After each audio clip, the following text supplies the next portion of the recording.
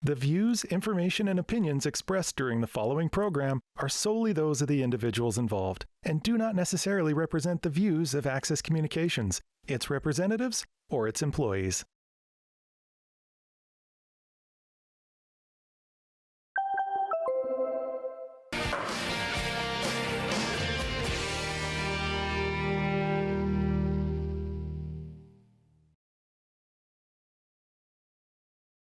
Good evening, everyone. We'll call this regular council meeting of July 12th to order. Thank you.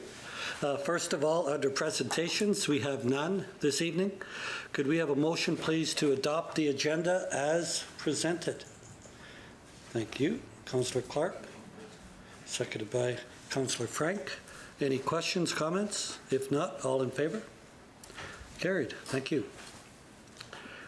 Next, could we have a motion, please, for the minutes of the council meeting held on June 28th? Councillor Froba, thank you. Seconded by Councillor Walliser. Questions or comments? If not, all in favor? Carried. Thank you. Next, under original communications, delegations, and petitions, we have from Downtown Business, request of street closure and events permit for the lockdown party. City Manager, I think Josh was coming, but did you want to give a brief overview? Yes, Your Worship. So Josh Lamal is coming to speak to this on behalf of the Downtown Business Association, but I can read out what it is. It's a lockdown, end of lockdown party on the Tower parking lot and 4th Street directly across from the parking lot. All concerns from the police chief has been satisfied. The event would take place from July 17th from 9 p.m. to 2 a.m. The street will be closed from 9 a.m. on Saturday if approved, and there has been a site plan and liquor permit set up. So I guess if council has any questions, Josh will be here, so if we maybe want to go over committee minutes or something, or we can.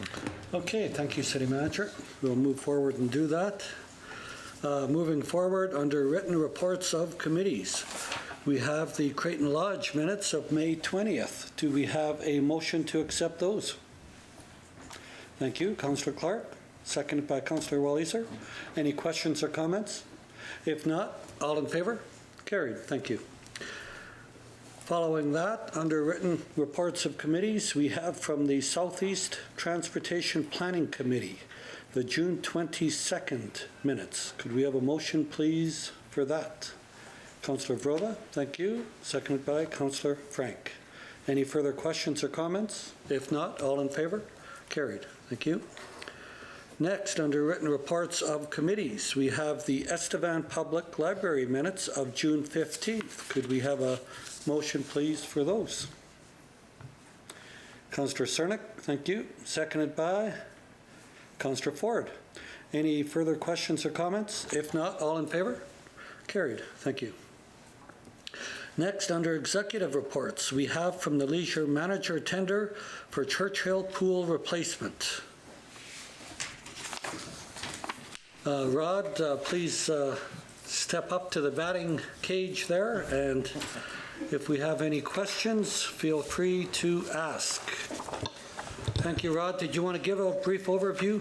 Yeah, thank you, Your Worship. So this was put out as an RFP, so what I'm recommending here is that we now negotiate with the only person who submitted a proposal, and that's probably twofold. We were told a lot of people are busy as these grants come in, things like that, so we put out an RFP. We got one response back, but it is in line with the estimates, the budget estimates that I did get last year, so we're still right on target there. Okay, super. Thank you for your efforts in that. Questions or comments from members of council? Councillor Walliser. Thank you, Your Worship. Rod, in your background and discussion, you do talk a little bit about the public health standards. A lot of the questions that I've been fielding really do talk about like a duplication of services. So if you can just provide a little bit of insight about what we kind of expect the lifespan of Rusty Deuce, Hillside, and Hillcrest to be, and that kind of Churchill is the first replacement of a raft of replacements that need to be done. So the other wading pools, for the last 5 years, we were told they were going to be shut down. every year it's something different that we accommodate the health inspection, say, okay, can we open it if we do this, if we do this? This year was a little bit more of a chunk to do. Last year we did Rusty Deuce and managed to get the water back flowing the way it's supposed to be. But it's more a function of they're 50 to 60-year-old pools and they don't meet any of today's standards. So any kind of tripping hazard, the concrete, the depths, all of them have different issues. Churchill, being the deepest of them, last year was shut down because of different restrictions put on that depth of pool. And it doesn't matter if you just leave less water in it, it's the fact that it can hold more water. So we did present several reports. Aaron Wilson has done this several times, I think in the past 5 to 7 years, to say all of these pools are like Westview. At some point they will be closed. What is the plan to carry it forward? As we know, a spray park is 150 to 175,000. Well, you see in my report here, new pools 350 to 400,000 to replace them. So they're much more expensive to replace. From what we gather from the community, it's still, people still want the little wading pools, that sense of community, as opposed to a bigger pool for sure. But the spray parks did, I mean, we have 3 of them now on the north side, but the reality is both Rusty Deuce and Hillside are not in good shape. The tree roots have done some damage to the deck, so, you know, again, we patched it again this year. Who knows what will be next from the health authority. The fact that they don't have showers, if we have to install showers on these fill and drain pools, now we're digging into the sanitary.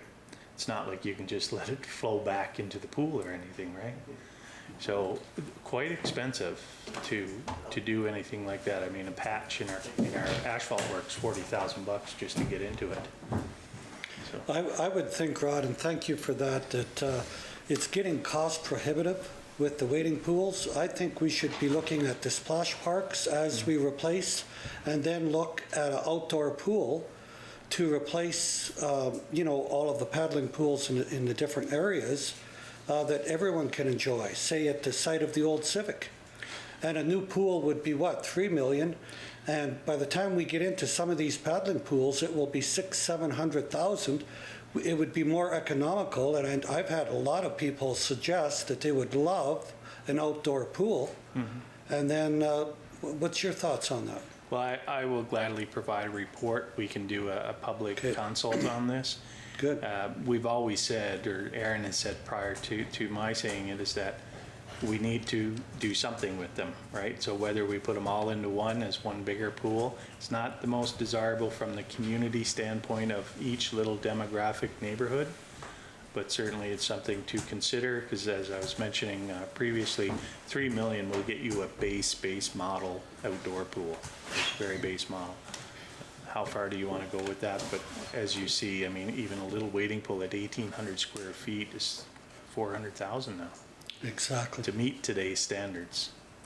Yeah, so I think that would be greatly appreciated, a report from yourself, and we can take a look at that. Sure. Thank you. Any other comments? Councillor Frank.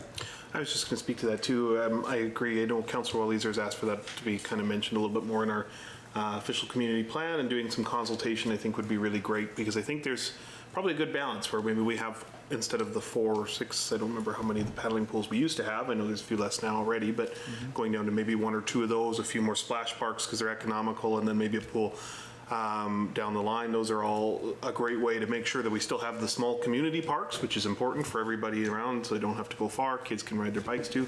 But then, yeah, looking at what the bigger picture can be as a whole community, I think there's a good plan that we can kind of be strategic about. So. Yep, good point. Councillor Vroba. Thank you, Worship. Also, I've been told quite a few times that the city of Weyburn does it so that their indoor pool shuts down and their outdoor pool opens. That gives them time for the maintenance on their indoor pool. That's right. And then also for the staffing to go over there, and then you don't have any excess staff, I guess, have to hire for the summer, that kind of thing. Good point. And there's even swimming lessons in a lot of the smaller communities. They do their swimming lessons in the outdoor pools too. That's right. Yep. Good point. Thank you. If I may address, so I was asked previously to look at what it would cost to potentially expand our existing pool to the outside under the forecourt. And expanding something that's already existing is in the neighborhood of 10 to 15 million just to do that there. Oh, sorry, I don't mean expand what we already have. I mean create an outdoor pool, like we said, minimum 3 million. and then just shut the indoor pool down, so you're not having to operate them both at the same time. So we do operate it, you're right, we shut it down for about a month a year for the general maintenance. Yeah.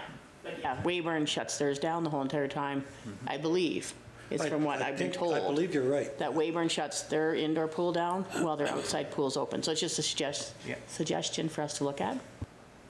Yeah, I think moving forward, they're all good points, and with Rod's report, we can start doing some planning. Appreciate that. Mr. LeBlanc is here this evening. Thank you, John. Oh, sorry. Go ahead. Sorry, Your Worship. Councillor Sir. So, unless I missed it somewhere in there, but what are the depths of the new Churchill? It'll be the same as the existing one at about 3 feet max. Okay. Maximum, and that requires a lifeguard to be on duty for that. Okay, so the new one will require a lifeguard? So yeah, you'd have to put that labor into account as well. They get pretty expensive. Yeah. Okay, thanks everyone. We have Mr. LeBlanc here this evening. He can explain and answer any questions. Josh, would you maybe sit beside Rod? Thank God we don't have masks anymore, right? Everybody can get nice and chummy, and you can answer any questions that we may have on the party, the downtown party. Hold on, Josh. Your Worship. Go ahead.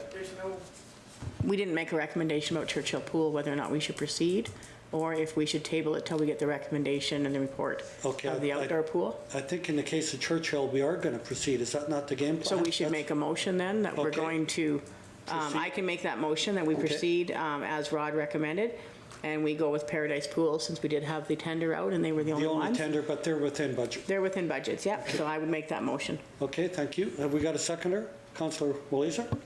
Yes, I will second it, and I think it's wonderful that we're planning to have it open and accessible to the public for 2022, especially as a safeguard against other pools potentially not opening in Exactly. 2022. Good point. Thank you. All in favor? Carried. Thank you. Okay. Thank you for coming, Josh. Did you want to just give a brief overview of the downtown party that we're excited to, that's coming to our city? So first of all, thank you for having me here tonight, and thank you for working with us on this project. The Downtown Business Association is planning on having a street dance on July 17th. It will be from 9 o'clock until 2 a.m. It'll be in the Tower parking lot and 4th Street straight across from that, so essentially from Minister Carr's office up to the Tower Cafe is where the street will be closed off as well. Bands will be Fog Dog and El Guitarro. They'll start at 9. They'll run straight until 2 a.m. We will have a street dance. So similar to what you saw with the Rafferty Rumble. The only difference is we don't have the daytime events this time. Okay, well, thank you for that. City Manager. Thank you, Your Worship. Just indicate that because there is part of it that is on city land, we need an approval motion from council so we can submit to SLGA to ensure the permit is. They've already agreed to it, but they just need a recommendation from council. Okay, thank you for that. Any further questions? Councillor Clark. Thanks, Your Worship. I checked the weather and it looks good, but do we have an indoor facility they could transfer to on that? Like, is the curling rink or Affinity available if there was a storm brewing or anything like that? That's a good point. I don't think we've checked, but that's not a bad idea in case it is. I see Rod shaking his head, so. Curling rink could be available. Councillor Clark, good point. So I'm sure they wouldn't mind, Josh, to move in there if we have to, if it's raining cats and dogs? Yeah, if they're willing. The capacity, there's only around 800, correct? Yeah, I believe so. I think it's 8, yeah. Okay. And just to mention, the other issue there is the SLGA permit will be permitted for the space that's identified in the motion is the only issue. And I don't think we have a standing SLGA order in the curling room would be the other issue. But. Okay, but we can check that out. And hopefully the weather is good. Councillor Cernick, did you have your hand up? No? Okay. Okay, any other questions or comments? Go ahead, Councillor Clark. Thanks, Your Worship. I'll make that motion that we proceed with it. Okay, thank you. Have we got a seconder? Okay, Councillor Ford. Any further questions or comments? All in favor? Carried. That's Thank the you. first time I've ever seen them fight over a seconding of a motion. Yeah. Thank you. And Councillor Ford always wins out, but she's better looking than these other two. Sorry. Sorry. And her arm is quite a bit taller, too. Okay, thank you, Josh. Okay, moving forward, under executive reports, we have from Land Development, application for 98th Souris Avenue, Happy Days Cannabis. Richard, did you want to step up to the plate, please? And would you please give a brief overview, and then we'll have council ask any questions or comments they may have. Thank you, Your Worship and Council. Yes, this is going to be, if it's approved by Council, this development permit would be called Happy Days. It is a second outlet for the mother company Fire and Flower, just so you know. If this were to be approved, this would be the fourth approval in the city. It is located just behind Southeast Eye Care in a bay in that building that faces with the exit to the south. So this would be for the eye care patients that have glaucoma? No comment on that one. Okay, I shouldn't have maybe said that. And thankfully, this proposal, as you see when you look through the rest of the schedule for council tonight, this development permit does not require a bylaw amendment. It is just a straightforward discretionary use. Okay, thank you for that. Councillor Vroba? Thank you. And I just wanted to make note that a lot of people are under the assumption that city council can maybe block businesses from coming in, and I don't know a city council that ever would. I was actually just recently in a small city in Alberta, and the debate that was there was over pizza places and different things that were coming to their community. They couldn't figure out why their city council kept on allowing these businesses to come in. And so it's not up to city council to decide how many marijuana shops that we get, because the province has opened it up to be fair game. So it'll be up to the community to decide, because they'll support them. So if a business owner can't make a go of it, then we may only end up with 2, 3 marijuana shops. But I think as far as city council, I'll make that motion that we allow this business to have a business in Estevan. Okay, thank you, Councillor Vroba. And you're right, the community will dictate. We live in a free and democratic society. So if 24 cannabis stores want to come in, sooner or later you'll reach critical mass. You'll be down to what the community will support, and life goes on.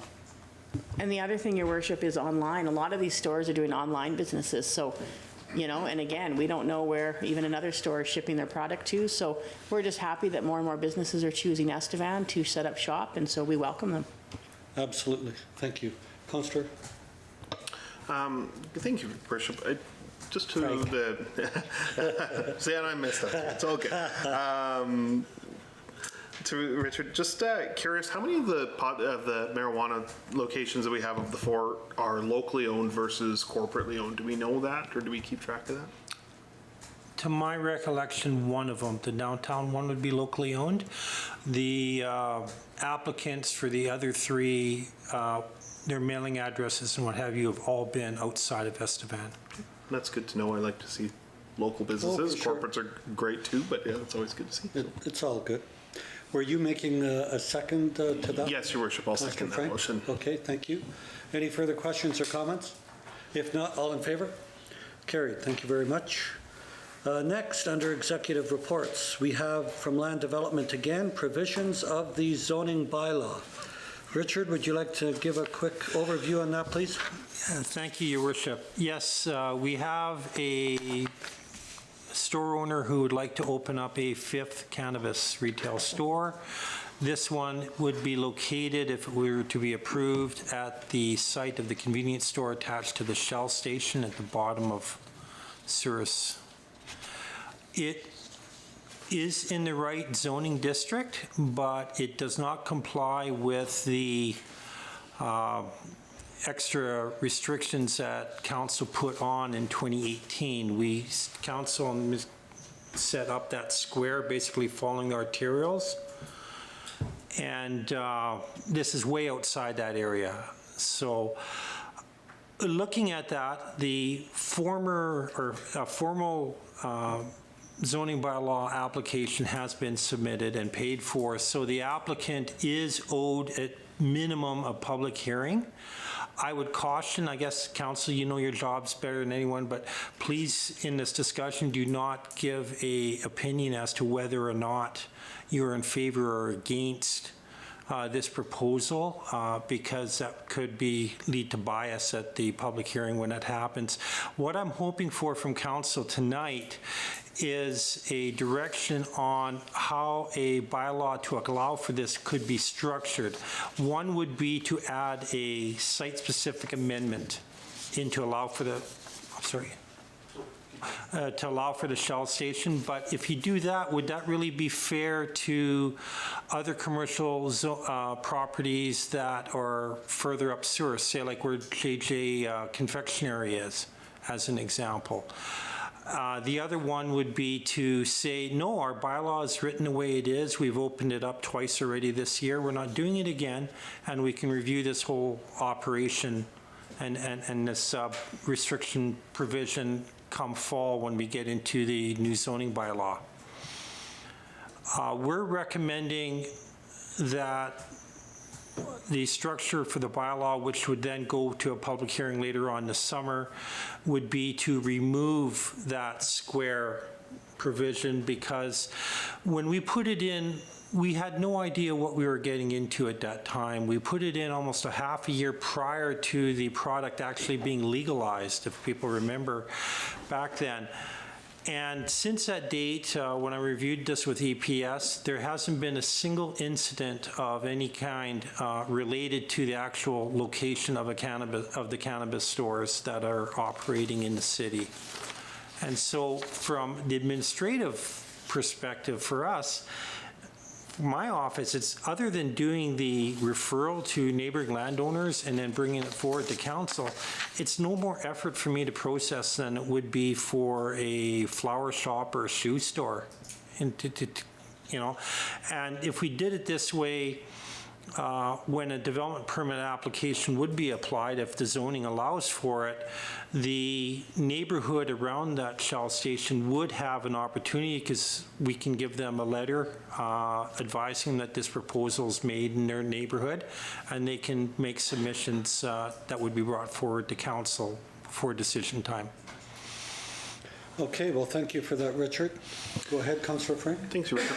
Just wondering, before we even get to a public hearing state, because I don't disagree with exactly what you just said, that at this point, if we're looking at adding another business in, we just changed it a little while ago, adding the few extra blocks into our square.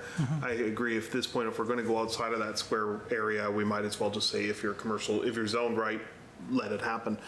But thinking back to when we created that, a part of our idea was to keep this out of residential area, and within that kind of square around the city, we were able to kind of do that. I'd be curious if we can even just survey just even the people in that area, because this location you're referring to here, it would be right across the street from people's homes. They might not really appreciate it, or maybe they don't have a problem with it. I guess I'd be really curious to know, without even going to that public hearing stage, even just sending the letter out to those homeowners and finding out what their opinion of it is. Do we have feedback or criticism, or are they perfectly fine with it? Okay. The bylaw amendment has been applied for and paid for in full, so the applicant is, just through due process, is owed a chance to be able to get in front of council in a public forum and explain the merits of their application, right? As part of that, to get to that stage, that neighborhood would be notified in writing. I can do that. There would also be advertising in a minimum of 2 editions of the local newspaper and our social media channels. Does that help? Yeah, that'd be perfect. That's kind of my one thought. I would like to hear the feedback from the public. Is at this point, are we at a point now where people just assume that this can be sold at any business location, or do people still prefer it within some tighter restrictions? And that I don't know, because like you said, I agree with exactly what you said, Richard, was when we first did this, it was a whole different world than it is today. So. Okay, so yeah, the best in this case will allow due process here to take place, go through this, and then probably with the intention this fall, if council wishes, to lift the guidelines that we have in place right now. Councillor Vroba? Thank you, Your Worship, and maybe I'm still in holiday mode. Just trying to figure out why it's a public hearing versus what we did with the last ones where we just expanded our bubble. Because for this one at the Shell station, it's out of that square, so in order to allow for it, we have to actually not just approve a development permit, that would have to be done, but prior to that, we have to amend the zoning bylaw to take away that prohibition. The zoning is correct, but it's outside of that square. It's outside the parameters of the square that we I put in understand. place. You literally just told me that and it just clicked in now. Okay, thank you. Okay. Any other questions from council? So, Richard, what would you like then this evening? A motion to move forward with due process, go through all this, and then probably this fall, you'll be coming back with us and looking at the changes needed to basically open this wide up? You could put a motion in for my department to bring forward a bylaw that would have the removal of that square. We would keep the prohibition, I believe, from school sites. Yes, as an example. the 200 meters. But that other location thing, we'd remove that and we'd bring that forward for council consideration. Okay, thank you for that, Richard. What's the wish of council? Councillor Cernick, then. I was just going to make the motion. Okay, thank you. We've got a motion. Well, let's get a seconder first, and then we'll talk about it. Have we got a seconder? Okay, thank you, Councillor Vroba. Councillor Frank, you had a question. I guess, you know what, my question's going to be answered, because I was going to say, my thought before I would be in favor of removing those conditions would be to hear from the community, but we're going to get to hear from the community before that. So yeah, That's right. I'll And then allow you'll have this the to happen. opportunity when Richard if does we, come forward. If we Yeah. hear a lot of negative feedback, we can vote it down then. So yeah, that makes sense. Okay. No. Okay, thank you.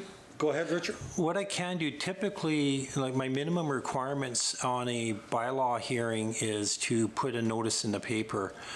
We have the option to do a mail notice as well. And what I could do, if council wants to, is, because it's optional and I can do it, I can do the mail notice for the area around the Shell station, but I could also do, I don't know if everybody saw this in your agenda, this map. Yes. All the other properties, and there's not that many of them, that would be potential sites in the future if a bylaw of this nature were to be passed, I could give a written notice to them as well, advising them. I can expand it with no problem at all. Okay, super. I think that's a great idea. Okay, any further questions? If not, ready for the question? All in favor? Carried. Thank you. And again, Richard is busy this evening. We have, under executive reports, land development, public notice on official community plan. Would you like to speak to that, Richard? I know we've talked about this, went over this several times. The government had a few issues. We've addressed that, so I think we're ready to go, correct? I believe so, Your Worship. This public hearing was advertised in 5 issues of the local newspaper. I did not have a single inquiry about it. I don't know if anybody else did here. No, I think it looks good. I think we've all had the opportunity to wade through it on a Sunday afternoon, and I think it looks good. It's light reading. Thanks. So, would you like well, I guess later this evening we will do second and third readings, and that's what you're asking for. That'd be much appreciated, Your Worship. Okay. Council. Okay, so right now we'll just have a motion to accept the report, please. Thank you, Councillor Walliser, seconded by Councillor Ford. Any further questions? All in favor? Carried. Thank you very much.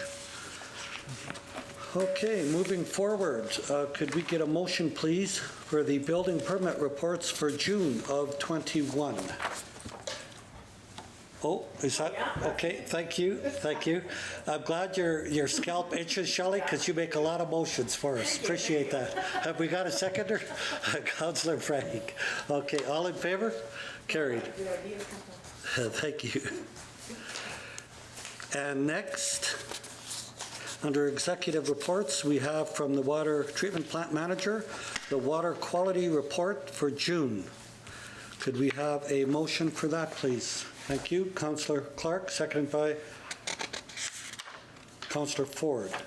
You know, this is so great to get these water reports now. Everything is great. It is awesome.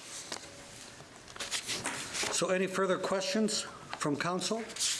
If not, all in favor? Carried. Thank you very much. Okay. this evening, under introduction of bylaws, we won't be introducing any. We will be passing the official community plan. Public hearings and reports, we have none this evening. Giving notice, we have 2 proclamations, Drowning Prevention Proclamation for July and Food Day for July. So, National Drowning. Now, hopefully with these proclamations I can do better, because with the mask on I was out of air by the time I was done them. So we'll see how this goes. Whereas the mission of the Life Saving Society Canada is dedicated to prevention of drowning and other water-related injuries in Canada. Being provincially incorporated, the Saskatchewan branch focuses on the residents and visitors of Saskatchewan. Whereas tragically drowning is the, I'm thinking, #1 cause of unintentional injury death among children 1 to 4 years of age, and second leading cause of preventable death for children under 10 years of age. With some 500 fatalities annually, drowning is the 3rd leading cause of unintentional death among Canadians under 60 years of age. Whereas in Saskatchewan, an average of 18 fatal drownings occur each year, plus water-related injuries such as brain injury and spinal injury. Whereas National Prevention Week is one of the Society's leading public education mediums for the prevention of drowning and other water-related injuries. Our aim is to increase awareness of the need for drowning prevention and remind people to make water-smart choices while in, on, and around water. Therefore, be it resolved, I, Roy Ludwig, do hereby proclaim July 18th to 24th, 21, National Drowning Prevention Week in the city of Estevan, and ask our citizens to recognize the same.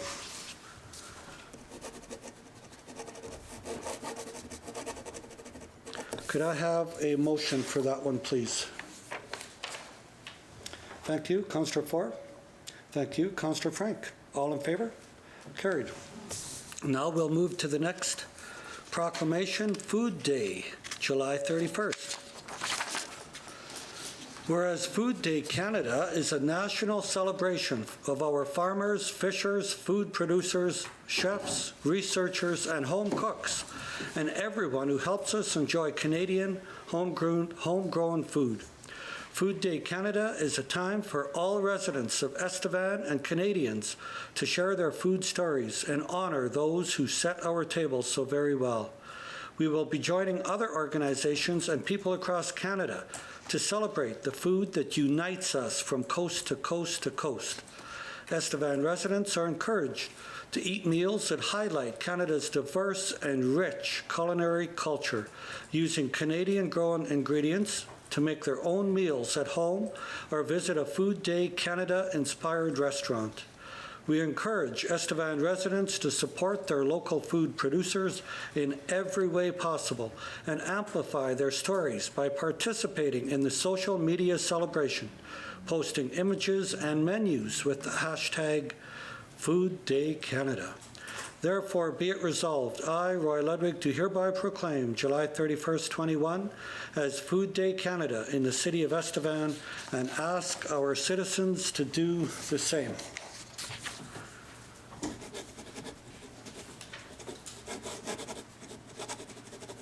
Could we have a motion for that, please? Thank you, City Clerk. Thank you.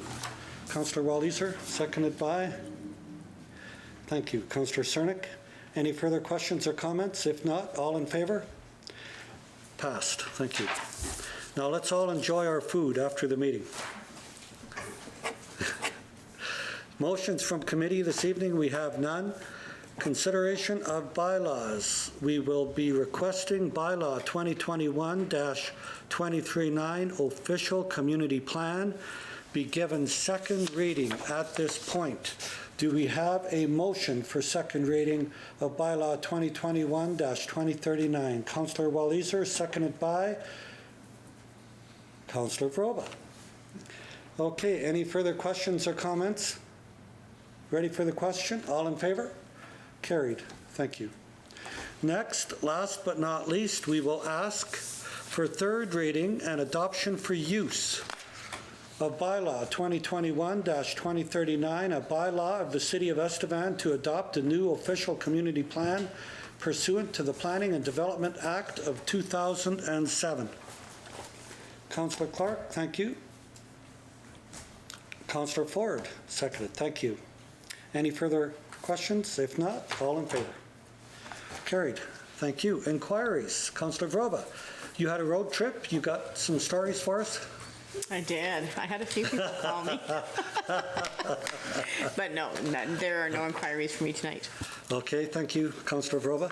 Councillor Clark. Thanks, Your Worship. I was wondering if could get an update on 4th Street, and people are asking about the completion. It looks like it's coming along, but could I get an update on that? Absolutely. City Manager, we talked to Kafloon this morning, probably by the end of the month, or even the end of this week, right? Yeah, thank you, Your Worship. So the main portion that took long was the 800 900 block needed new underground surfacing, and that's been completed. I believe Genco, who won the tender, is milling currently over the next few days, and then they will be paving up to 2nd Avenue, and I believe that will be done till the end of the week. So I am having a meeting with engineering and Genco tomorrow morning, so I can provide a full report to council. But it looks like over the next week, most of it will be completed as long as machinery and weather hold up. Thank you, City Manager. And I think by fall, we hope to have from Souris to Kensington with the recap, right, of pavement? Correct. And I know they're going up just to 2nd Avenue right now, but I can get a timeline on exactly when it's all the way to Kensington. That could be sooner, but I just want to confirm tomorrow. Super. And I know there was questions, why didn't we do Perkins instead of 4th? But again, with the funding that we got, it was specialized for 4th Street, correct, City Manager? Thank you, Your Worship. Yeah, this project's being funded under the UHCP, where we can get up to 70% of that cost. So we did request that Perkins be considered under the UHCP, as it is the connector south. They did not award that. They said that trucks could be going down 4th Street to turn.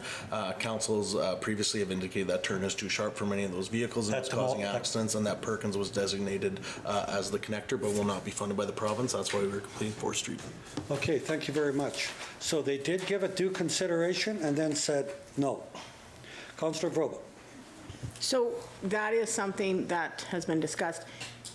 Should we be looking at, now that the provincial and federal government funding has done 4th Street, should we be looking at whether or not 4th Street should become that route again?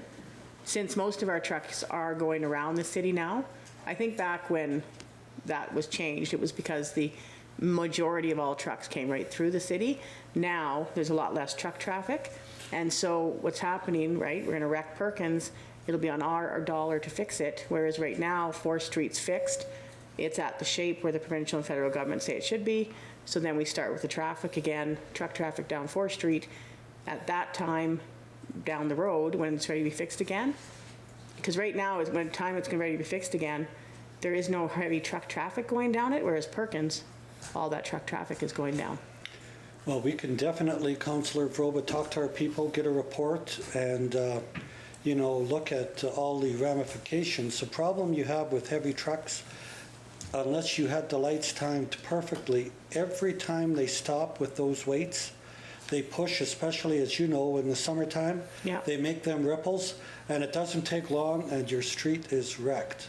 Yeah. Now, having said that, if there's enough pavement to hold that weight with the constant stopping and starting, I mean, it's something we can explore. Yeah, which it should be now that they're doing it per spec on 4th Street, right? Mm-hmm.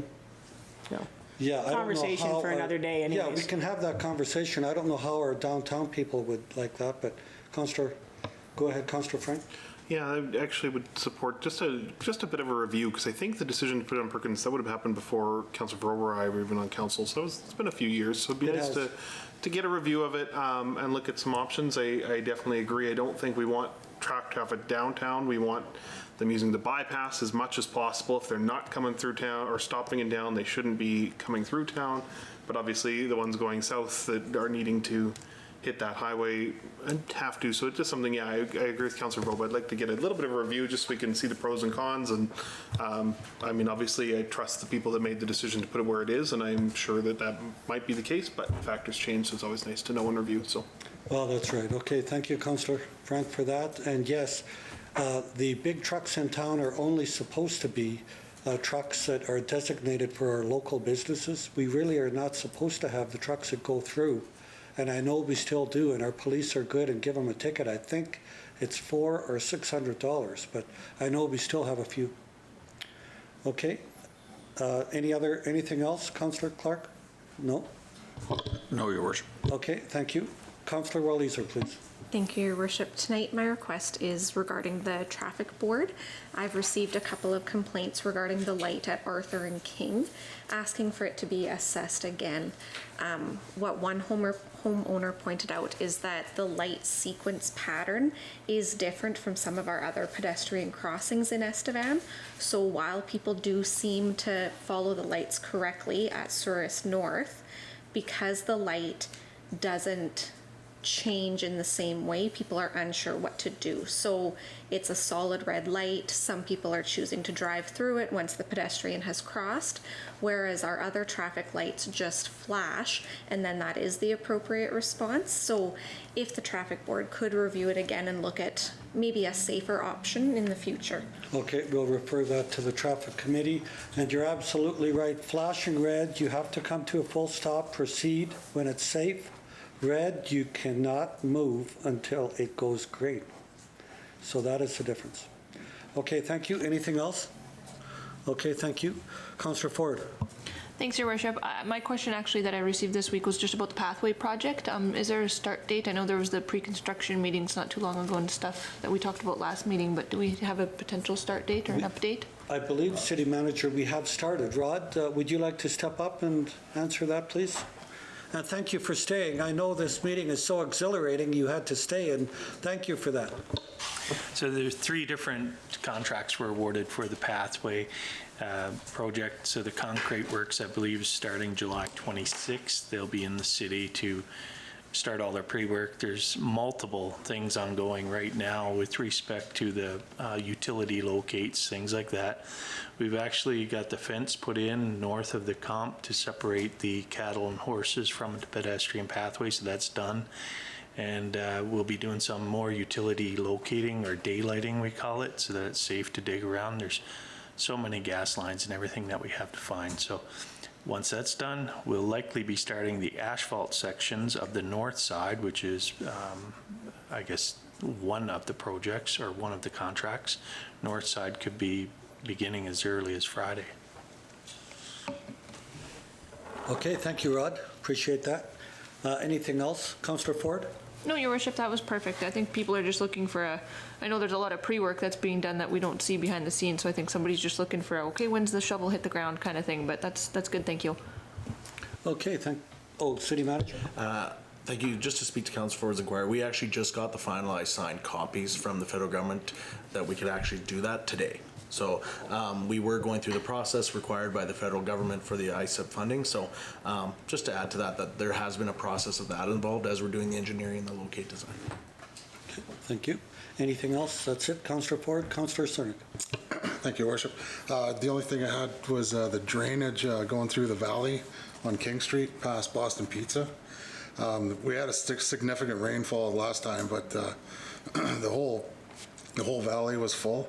And the inquirer said even on a light rainfall, that it's plugging off or something down there. So would that be something to send to Norm? Yes, Councillor Stern, we have had that concern before. I think it gets clogged with some things, so we need to make sure that we're on top of it during those rain events, but I will definitely take it to Norm and get a response for you. That would be the storm sewer, Councillor Stern? Yeah, and that plugs not up all the time. Yeah, and it really shouldn't, because it's just a pipe going into the valley. If there's something that shouldn't back up, that should be it, I would say. Okay, thank you. Councillor Frank? No, I'm good this evening, Your Worship. Okay, thank you for that. City Manager? Nothing, Your Worship. City Clerk? Nothing, Your Worship. City Treasurer? Nothing, Your Worship. Okay, thank you all for your input. Do we have a motion to move into committee? Councillor Ford, seconded by Councillor Cernick. All in favor? Carried. We stand adjourned.